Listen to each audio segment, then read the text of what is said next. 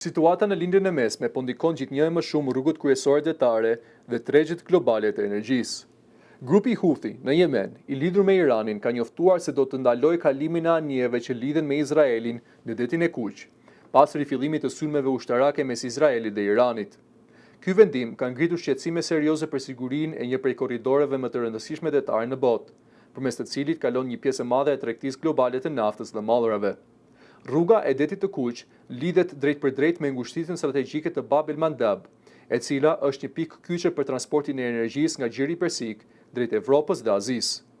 Analistët paralajmërojnë se çdo ndërprerje në këtë zonë mund të krijojë efekte zinxhiri në tregjet globale të naftës, duke rritur çmimet dhe duke vonuar furnizimet.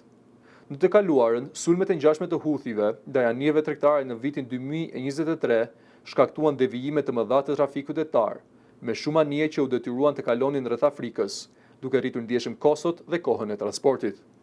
Ndryshe nga periudhat e mëparshme, tani situata është edhe më e ndjeshme, pasi një pjesë më e madhe e naftës transportohet drejt për drejt përmes detit të Kuq. Ekspertët thonë se grupi Houthi mund të jetë duke përdorur këtë kërcënim si presion strategjik në kuadër të tensioneve më të gjera mes Iranit dhe Izraelit, duke rritur rrezikun e një përshkallëzimi rajonal.